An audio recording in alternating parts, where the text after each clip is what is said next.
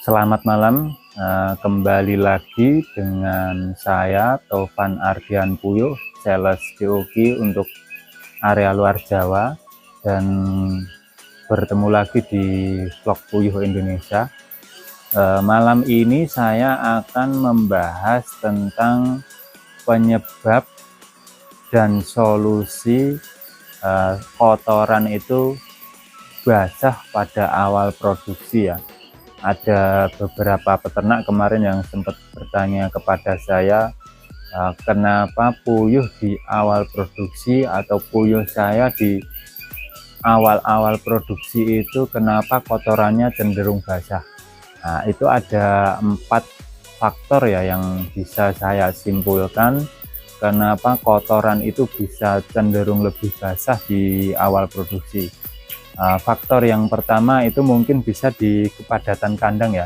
Jadi untuk kepadatan kandang ini berpengaruh signifikan ya pada kotoran ini cenderung lebih basah. Jadi kepadatan yang sesuai standar, yang sesuai rumus yang saya anjurkan itu mohon dipraktekkan ya. Jadi saya ulangi lagi, untuk isi per kandangnya itu bisa menggunakan rumus panjang kali lebar dibagi 222, nanti ketemu berapa ekor. Jadi itu mohon diperhatikan agar nanti kotoran itu nanti cenderung lebih kering ya, jadi enggak terlalu basah.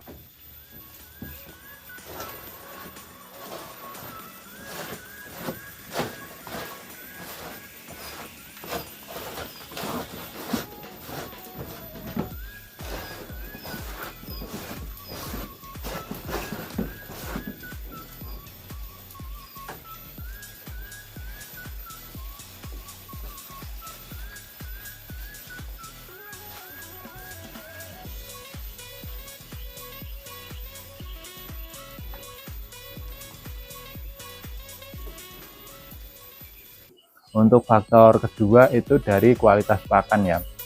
Kualitas pakan itu yang proteinnya tinggi atau kadar garamnya tinggi itu juga berpengaruh signifikan pada kotoran puyuh ya. Jadi protein tinggi itu nanti kalau di puyuh itu nanti enggak bisa diserap secara maksimal ya, biasanya nanti terbuang di kotorannya. Nah, itu nanti metabolismenya juga lebih tinggi, menghasilkan cairan yang lebih tinggi itu. Jadi untuk peternak-peternak yang mencampur itu, kalau saya tinggikan proteinnya, misal ditambah tepung ikan, nanti juga kalau nggak sesuai standar dan asal-asalan itu berpengaruh juga pada kotoran dan amoniaknya itu lebih tinggi. Jadi untuk yang mencampur mohon berhati-hati. Untuk faktor yang ketiga mungkin di sirkulasi udara.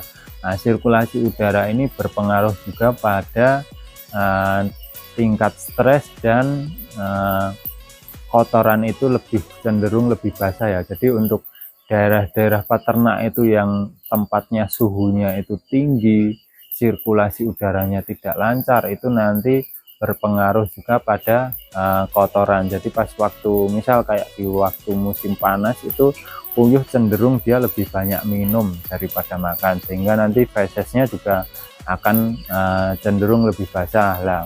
Waktu awal-awal mau berpuncak produksi sama puyuh, dia konsumsi minumnya tinggi, konsumsi makannya juga tinggi, sehingga nanti kotoran itu bisa cenderung lebih basah. Nah, itu kalau saya biasanya faktor yang keempat ini juga nanti berpengaruh juga untuk bisa menekan. Jadi faktor yang keempat ini penggunaan nipel ya. Penggunaan nipel ini berpengaruh pada kotoran juga. Jadi sepengalaman saya itu nipel patok dan nipel mangkok atau nipel manual itu kalau yang paling bagus secara kotoran lebih kering itu pada nipel patok ya. Jadi nipel patok itu cenderung kotorannya lebih kering daripada yang pakai nipel mangkok atau nipel manual, karena intensitas minumnya kan dia lebih rendah.